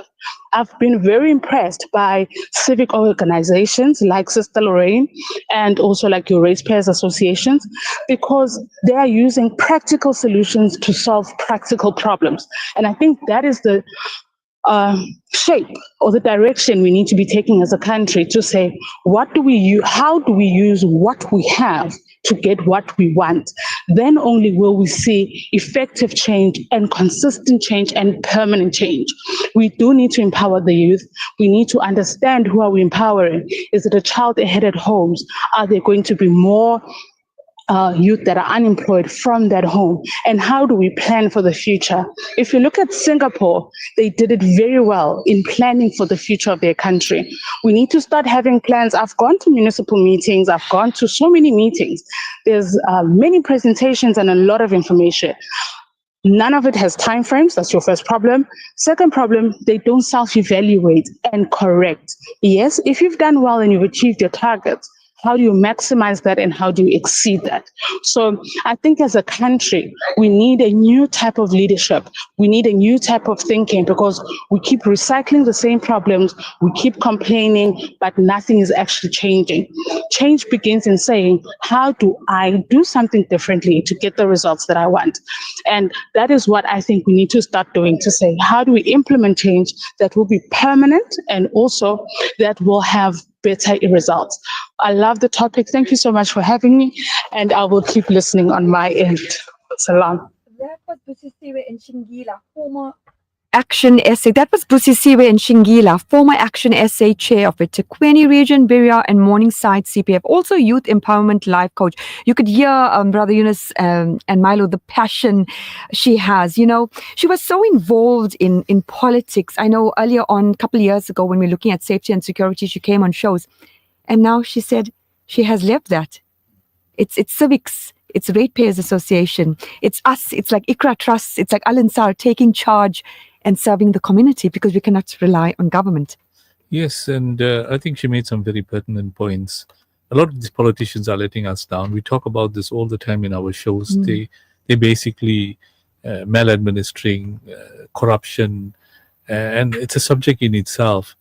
And if the civic organizations and ratepayer associations don't tackle this in the next elections that are coming up, then obviously the incompetent leaders and officials will be involved in the municipalities. Because I recall during our reign of office at the eThekwini municipality, the first thing we used to look at is empowering our youth, capacitating them. And I recall during that period of time, many politicians came to me in the Human Settlements Department, and they indicated to me that they have more than 300 unemployed people in these different wards. please find them employment. And we looked at human settlement projects. Milo spoke briefly about, you need artisans, you need people that can do menial tasks. And we trained them to do these menial tasks. And when I retired, many, many years ago, about in 2017, I was pleased to note that a lot of these people who we employed at the lowest level as general workers became supervisors in the different areas in the water division, engineering division, because they trained and they grew up. I think Busisiwe was saying that you can't just leave them unattended and give them something and expect them to survive. They must have ambitions in life, particularly the graduates, because when they finish their studies at a high cost in university, they need employment. And as the Al-Ansar Foundation, we're working closely with other NGOs to look at having home industry, an emphasis on it, even like baking, providing, a bakery service, sewing classes and various other opportunities for unemployed people. And as you said, it's a youth, but there's also other people that were rendered unemployment because of the state of the economy, and Hassan talks about it all the time. So, and Milo, I'm sure, through Sumaya, you'll be able to comment that this becomes the necessary for all organizations, not only NGOs, and the corporate sector needs to invest on this program. I know we're working with lots of these corporate organizations to provide employment opportunities for the unemployed. Because when we did an analysis of last year's souk, as I mentioned, we had 360 stalls, each one of them capacitating more than 3 or 4 people. So, you ended up with 4,000 people being gainfully employed, and also ensuring that over the 10-day period, whatever profits they make, they're able to use those profits to buy more goods and sustain themselves for the balance of the year. But there's always opportunities for pop-ups and flea markets. Lots of organizations are having this. So we have to find ways and means of earning a living, but encourage our youth, Sumaya. Busisiwe said it the way it is. We have the policies, the best policies, but is it being implemented? Is there a time frame? Is anyone's doing the evaluation? Anyone is monitoring? And we can talk the fancy language, but are we really bringing change? Brother Ismail, Milo, is Iqra geared to address these changes and these challenges on a macro scale? Well, that's very interesting you ask, because in part of my vision and our vision, I'm saying Maya taking the ownership. Alhamdulillah, that means you're really in it. There's something key that I think we've all been talking about. I think we've certainly been saying it. I think Yunus, you came out very strongly. I don't know, regarded as an idealist in a lot of circles, but I think collaboration, because you're asking now on a macro scale, right? Not a micro scale, on a macro scale. I think we need to bring together, whether you do it geographically, whether you do it nationally, all PBOs, all CSRs of corporates, anyone interested, civil society, community, you've had, because we're lacking leadership. And we need to set up where we all come and speak the same language, where we all can unite. You see, people think when you're collaborating, you have to give up my sponsors, I have to give up my database, I have to give up my projects, nothing like that. Always saying, we may have similar projects, let's collaborate, it has a bigger impact. And this is the theme that I want to emulate over and over. I'm going to harp about is collaboration. We were just talking, funny enough, you mentioned, I was talking to a few other NGOs, and we're talking about, imagine, there are about 25,000 schools with over 13 million scholars. Imagine if we could come out, you're really shifting the scale now. You're really shifting the dial, rather. And could come up with something as simple as maybe rehashing those lessons out in some sort of data form to replay it for us. I don't know, something out the box, something that can impact and really change the perceptions of us. I mean, it doesn't only have to be only us as a Muslim organization, but we all can come together in one project that can impact maybe on 13 million scholars, on 6 to 8 million unemployed maybe, because I think one of your previous callers, she covered about technology and the shifting. She's totally right. Technology is a major issue. I mean, we're talking 4, 5, where are we? 5 IR.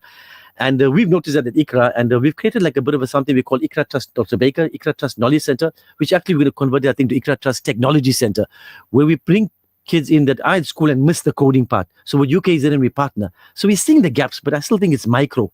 We need to get together. I don't know who wants to host it, who wants to. We can get, and you know what amazing? Business people will pay for it, Yunus. just if we get like-minded people, they don't have to give up the status where they currently are, the organization status or anything of that matter. We're not even asking for all their financials or anything like that. But just we could find one project with all, and it doesn't matter how much each one has to contribute as well, because bigger organizations will give bigger amount of money. But one major educational drive that can impact somewhere along that line, whether it's early childhood development, whether it's in the schooling, the tertiary, within the skills, or maybe even under micro enterprises, something will shift to that, something via an app that any person, because cell phones everybody has. In fact, I think we have more cell phones than people in South Africa. We have more than 63 million cell phones apparently. And imagine if we could do some app where everyone could partake in something that could skill one. I don't know. I still have to research. Only 6 months. Give me time. Give me time. Yes. I was just trying to work out in South Africa, the foreigners that came in and capacitated themselves. Right. The Malawians, the Zimbabweans, the Nigerians, the Pakistanis, the Indians. Pakistanis became hairdressers. They became cell phone repair shops, selling cell phones, and running businesses in the textile industry, etc. Zimbabweans came in as artisans, technicians, and they arrive. Now you take our South Africans; they basically not interested in all these things. So we got to create the awareness, because when these foreigners came into South Africa, and there's a large amount of them, and they couldn't come here and rely on handouts, because they didn't qualify for those handouts. So they helped themselves and became entrepreneurs, and many of them are running flourishing technical businesses. And yet they have degrees and qualifications. If you take, for example, providing, a security service, like cameras, etc., or a gate automation, etc., the biggest guys are the foreigners. And, one gate automation, the guy picks up 3,000 or 4,000 rand. They become plumbers and they ever available to do work. Refrigeration mechanics, air conditioning technicians. Now, we have to ensure that our youth are empowered to look at these sort of opportunities that are available, study and get involved. The elder people, those that are in the middle income category, they get into business. And we know through the Sook, many of them started off small and they're running flourishing businesses after that. Because in our media launch last year, a lot of those people that still, have stalls in the Sook have actually indicated they started off in the flea markets, etc. There's Friday evening flea markets everywhere. Westwood Mall, where Al-Ansar had a whole lot of events, Checkers is now occupying that premises. But they have an opportunity for events at the different level that brings in the food count, the people, and they all start developing these skills. But I just want to bring Hassan in.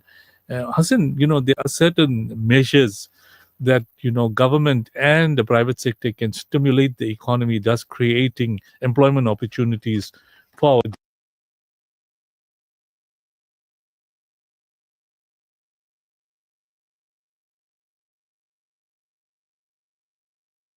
Ismail has got the figure 31.5%. So which means that there is a response to unemployment, because Milo mentioned earlier, and Lorraine as well as Busisiwe said that if we're not going to address this issue of unemployment, South Africa is going to become a major problem for vices that are going to take place. Hassan, you'd like to give some comment in that regard? I think, firstly, yesterday the unemployment numbers came out, and a couple of the key areas where there was improvement in terms of job gains came through in areas such as construction. We're talking about community, so community-related initiatives contributing to jobs, and also the trade industries. So service industries, trade industries, construction industries, there are opportunities. Obviously, over time, things like AI and those type of things will impact industries. But South Africa is still going through, we're faced where there's still a lot that can draw in employment in many of those industries and many other sectors, and we must utilize them. The unfortunate thing is there's been a huge reliance always on government. Government, when we had that global financial crisis in 2009, 2010, that time, government came up with some infrastructure programs.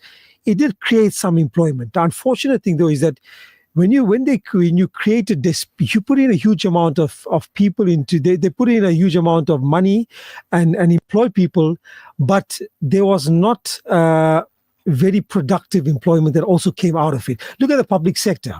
Public sector in many cases still remains bloated in the sense that you've got people employed but are not doing a very efficient and excellent job as what you would expect. And I think that's that by relying solely on government is not the way. You have to drive employment via your small and medium enterprises and the public and the private sector. Small and medium enterprises can generate significant amounts of people employed. Whether it's the stores that happen at the Al Ansar Souk or whether, but there's regular employment like that of small people from 1 to 50, anywhere between that. There's substantial opportunities. What needs to be done is, though, red tape must be cut still a lot more drastically. Make it easier for people to get in. Make it easier to set up a business, to start a business, whether it's registration or bank accounts or those type of things. It needs to be made a lot easier. And therefore, things, uses of a Capitec, Time Bank and whatever, people are using those options now because it's easier to set up via those banks and it's a bit more cost effective to set up there. So cost of doing business and the bureaucracy and the red tape need to be cut. And that remains still a big challenge for many small and medium enterprises. The other areas is that, again, labor laws and labor restrictions, while they mean very well and very good, we're still a very, very developing country. And we need a lot more employment. Yes, our ultimate aim is to make sure that we have fantastic and high quality jobs for majority of the people in the country. But we are a country where over 30% of the people are unemployed and an even larger number within the younger generation. And that is a big issue. And so we need, rather than relying on a 350 Rand grant, that individual can work for maybe 3,000, 4,000 Rand a month. Is not much. I know we can say it's not, but when working and you're earning 3,000 to 4,000 Rand a month relative to 350 Rand a month, it's a big difference. And it has a big impact on the household. You get 2 or 3 people in that household then earning 3,000 or 4,000 Rand a month, then it has a meaningful impact in terms of the overall household. Yeah, you're getting a household that's getting, one person may be earning, and then 2 of them earning only 350 Rand grants. It's not a big impact and not a meaningful impact. So I think there needs to be a little bit easing in terms of labor, especially within your small and medium enterprises. And I think we need to drive that point. You just want to highlight one big issue that is impacting South Africa dramatically and really badly over this past 12, 18 months. And it's being driven also by unemployment and other issues. It's the issue around gambling. Gambling is becoming one of the biggest curses of this nation that we have not seen in decades. We think that alcohol and tobacco is a big social issue. I'm telling you, online gambling and the like could potentially be one of the biggest disasters for this country that we have ever seen. To put into perspective, recent results that came out from the likes of Pick n Pay, from Truworth's Fushini Group yesterday, and there was another retailer one of the other days. Sean Summers, CEO of Pick n Pay, indicated 70 billion rands was lost in the economy to online gambling, which went to spending on consumer retail. 70 billion rands. That's a huge amount of money. Again, to put into perspective, there was recently some research done. It's saying that 4 out of 10 South Africans are gambling. 40% of the South African population is gambling. Have you ever, it is mind-boggling to think that 40% of the population is gambling. And guess what? The most poorest of the poor, they're spending between 30 to 40% of their income on gambling. How can you do you're earning a meager? Why are they doing it though? They're doing it because they are financially distressed. And because it is so easy to open up your app or open up the phone and just play an online gambling game or whatever it is, you will see some of the games they're playing. You know, the games of like where you're taking a paper jet. If I throw it, you throw it so far, and if you're betting who throws it or how far it goes. They're betting on that. They're betting on that, and it's becoming so easy for anyone to gamble. But the poorest of the are betting between 30 to 40% of their income monthly is going towards gambling. Secondly, the middle income, they're spending also close to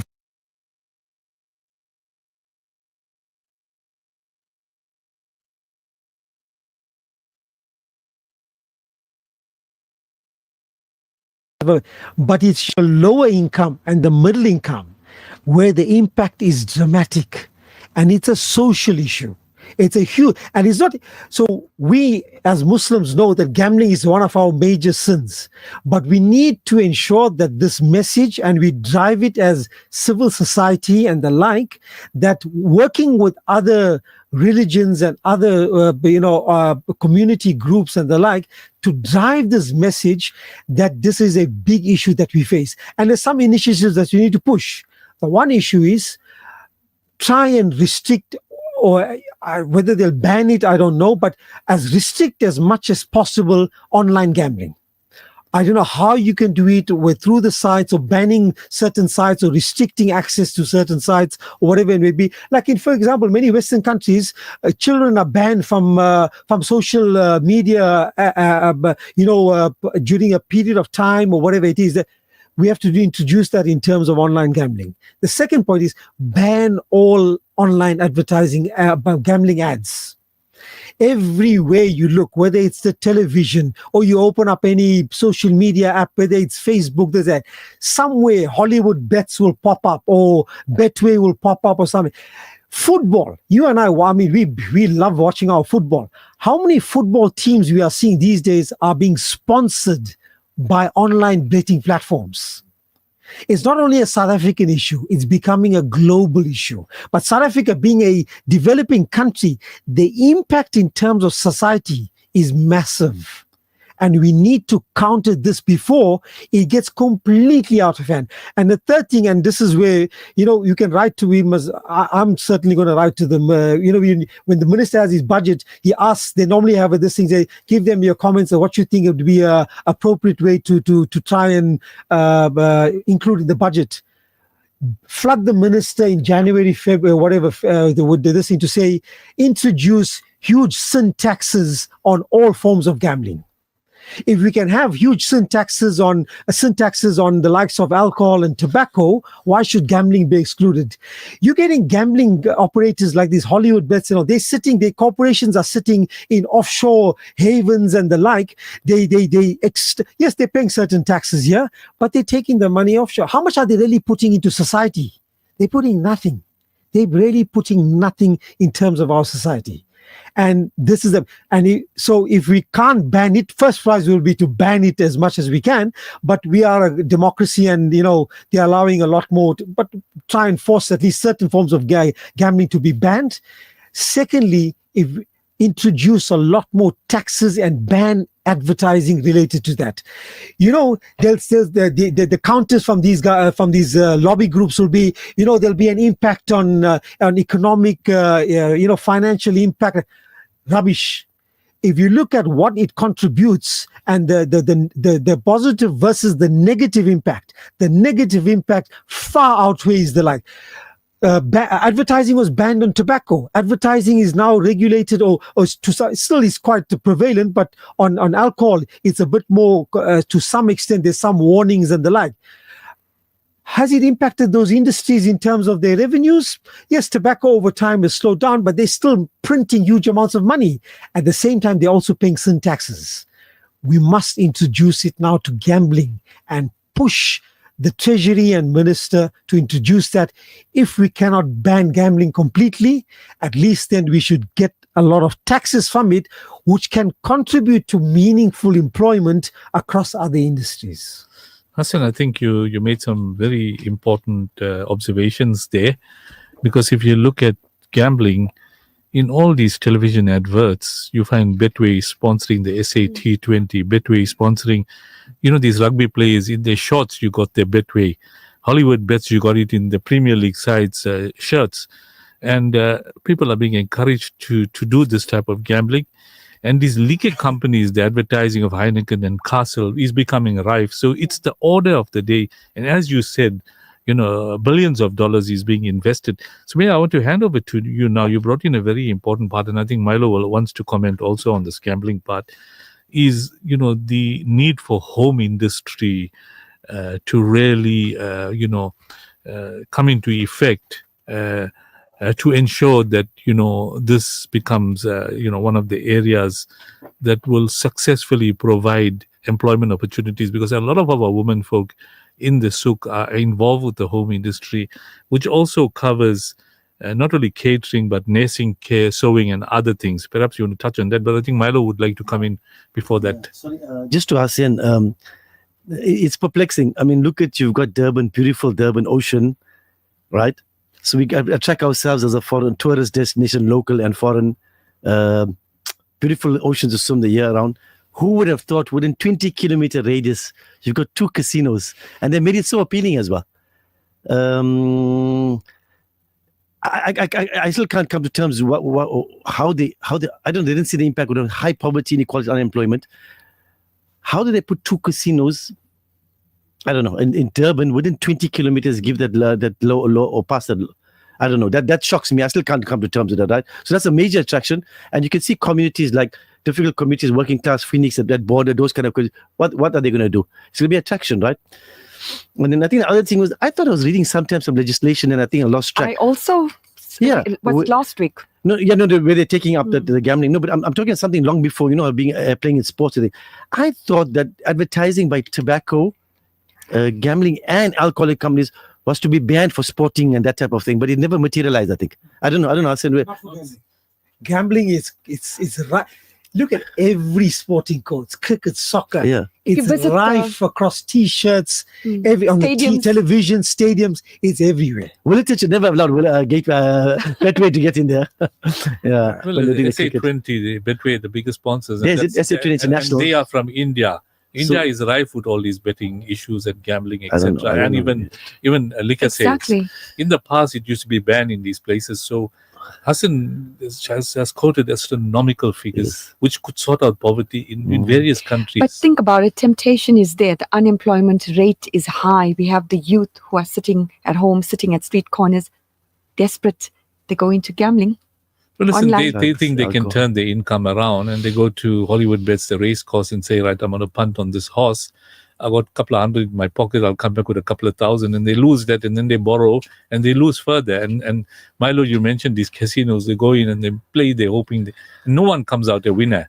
So this is why. Well, there's a catchphrase I use with somebody, and I was explaining why they mustn't gamble. I always talk to you. I said the house always wins, and I made them repeat it. The house always wins. I'll say 100,000 people enter a casino, maybe one will work out some winnings. Majority lose, so the house always wins. Well, when they put in those coins and they hear a couple of meters away somebody is ringing and thousands of coins are falling, they reckon, it's my turn, and then you get thousands of people losing their money and coming out empty-handed, not even enough to go and buy a snack or something. So it's a major problem, and this is why Sharia has banned all these things. And our youngsters have to be aware of this thing to really go to these places. But that online, betting is a huge problem. Scary. And this also results in a sort of corruption in the various sectors, because people are basically losing matches to ensure that those that are betting, they sort of get paid from those guys. So, sometime in various sporting codes, and Hassan will tell you, in Premier League games as well, the punters are really backing, and in India and Pakistan, this is rife, where people are betting, and the players are threatened that if you don't lose your wicket or don't score the goal, that you're going to, and there's opportunities for them. So corruption is becoming rife, and it's a scourge in the economy that's becoming a major problem. Shumaya, I think you were wanting to touch briefly on the home industry sector, and I know a lot of our people are involved, including the Africans in the home industry sector, and a lot of them have got these informal trades in town, and they're earning a decent living. So perhaps you just want to touch on that. When you look at it, as you mentioned, we need to start these skills. And as Busisiwe mentioned it, besides giving them the loaf of bread, teach them how to bake the bread, then teach them how to sell the bread, then teach them how to market the bread. And home industries, a lot of them have started off like that. Even when you look at it coming back home at our souk, people started just with a table, and now from their kitchen, and now they're working from probably a garage or a big factory or something. So that's so important. But again, do not, they say, teach a man to fish, don't give him the fish. Yeah, so I think we need to look at it that way, because lots of organizations, Brother Sakur, they just want, they give the food and that's it. But to me, I think a shift is coming. Yeah? I've met in my 6 months, and even before that, the shift is coming. I just spoke to one organization, a national organization, and the shift used to be 70% in food and aid and 30% in skill education. They've now reversed it. Yeah. They've also had a transition, a young team in there. And I'm not saying it's because a young team, but I think they realized the bigger picture as time went on. And it's shifted now to 70-30. So I think it's shifting, and that's why we need leadership. We talk only about the hard poverty, inequality, unemployment, but there's also a lack of leadership. Plays and that's why your immorality, Hassan was covering, and all your other issues, lack of leadership. Buzi covered that, if you heard. And she got frustrated, and then she moved away from the... So leadership, and that's why some of these things we're doing now, people miss the soft touch. Yeah. From young to sports, arts, drama, and various things, social entrepreneurship club, peace clubs, and other thing, you're bringing a change of leadership young. So you made it mention, Yunus, and you kept it mention, and I asked this from young, how does South Africa spending per capita on education, the largest in Africa, yes, the worst outcomes? Ask yourself that. Something's wrong. I'm not blaming the unions in any way. So, but the question is that it's a shift of, you said foreigners, a shift of culture is needed. And we're going to unfortunately have to go back, which our own president said, that had we invested 30 years ago in early childhood development, we've seen a whole new generation and a different generation. So it's a cultural shift needed. So we need to teach them entrepreneurship from when? The first 7 years. The first, even at preschool level, at play school, start teaching entrepreneurship and get it as a culture, a total shift. And inshallah, I think we have to give hope. But on a harsh reality, EMS has been taken out. It's just in grade 7. Now imagine entrepreneurship. Learners used to, a couple of years ago, it was in grade 4.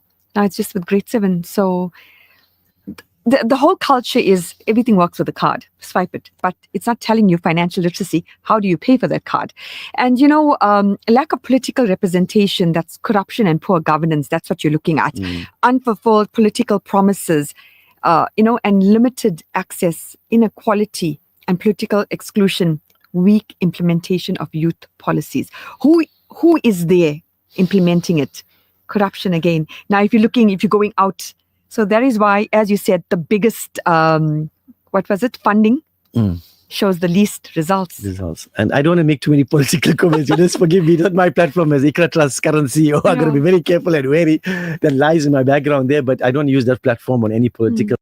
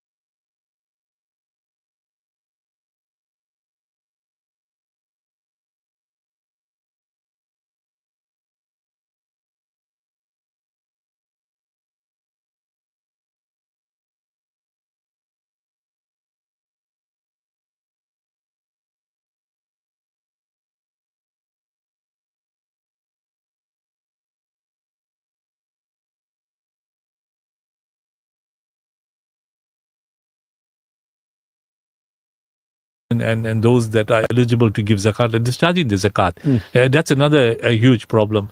But in the other sectors, people are not even giving donation anymore, beside the businesses, Milo. So from your point of view, we have to understand that your guys get limited grant or income coming from the various sectors to which you all distribute to deserving organizations.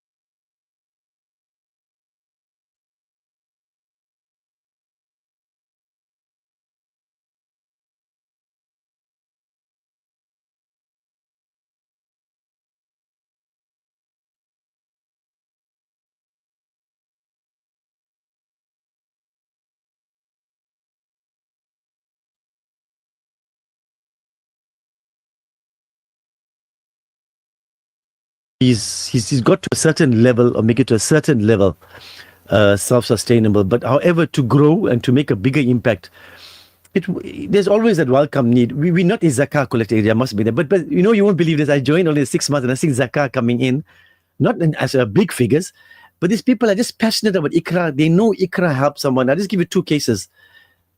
The current head of the optometry department at UKZN, she said, thanks to Iqra. We went to a meeting, she said, thanks to Iqra. I was like shocked, right? And just kept quiet. We went to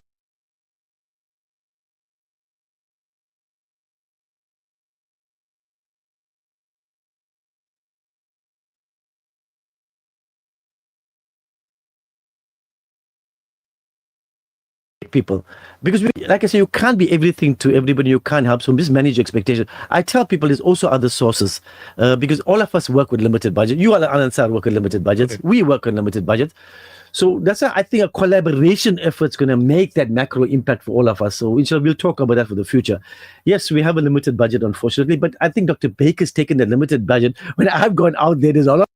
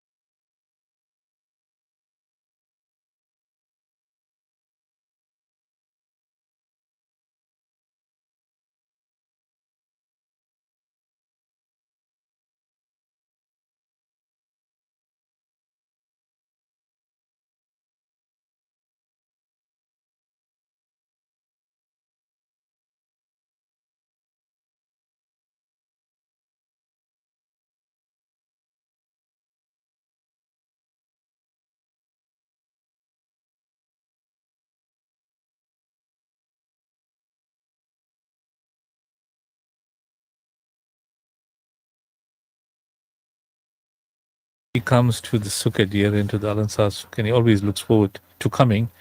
And I'm not sure whether he's going to be around. You say he's leaving in 2 weeks' time, and he phones me always, and he says, "Please make sure you allow me to come in and have a look at how the traders are trading and how they eking out a living." And he walks around, and he used to really enjoy, the manner in which people trade for those 12 or 13 days. So there's joy in the man's life when it comes to people that are earning a living through hard work. And when he goes to these different fairs, and then he capacitates many of them. And when Al Ansar needed some support for our education projects, again, we know that a lot of families can't afford to provide education for special needs for the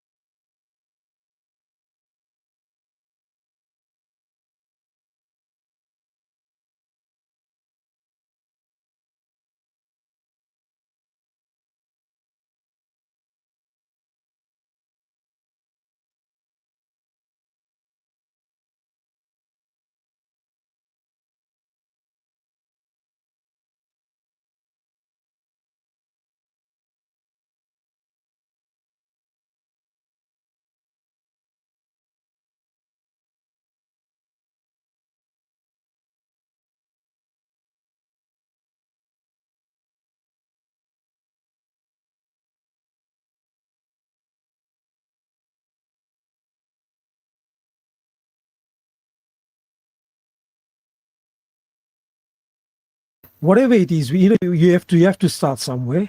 There are many graduates out there, unfortunately, that are looking maybe for the ideal job. You sometimes have to bite the bullet, start off somewhere, and then as time goes on, you get experience.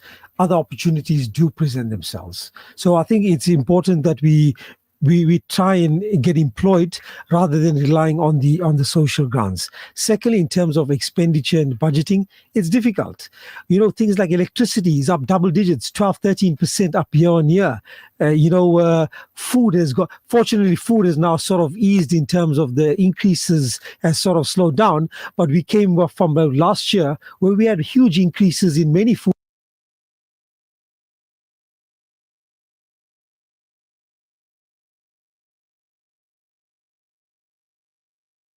Comparing it to what you're spending, there has been an impact in terms of the standard of living and the quality of living as well.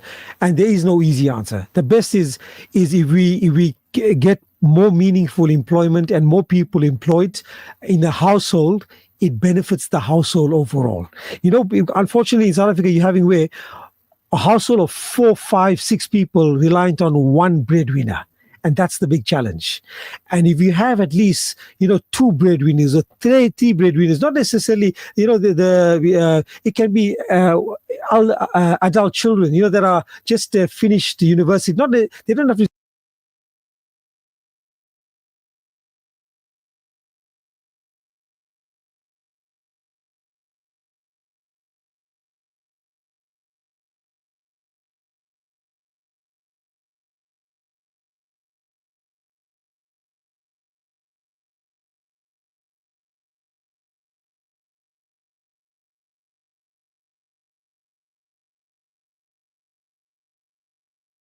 you got it on your phone as well. You can just tap and do this and that.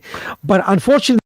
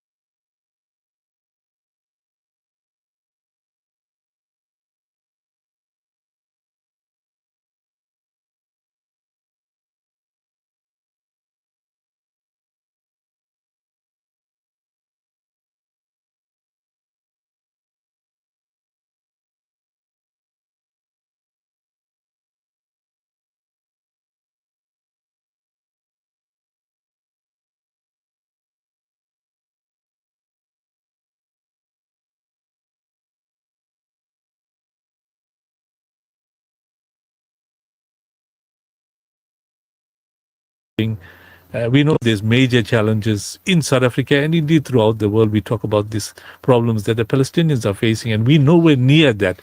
And the kind of sacrifices they're making, and when you listen to the TV and video footage coming through, that notwithstanding they're losing everything, they still have faith in Allah subhanahu wa ta'ala.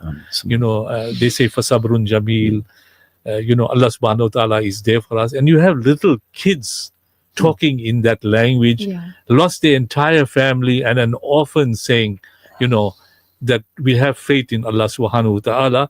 So there is always hope, and we have to make du'as, the power of du'as. So on that note, I must thank our guest Milo for you joining us this evening.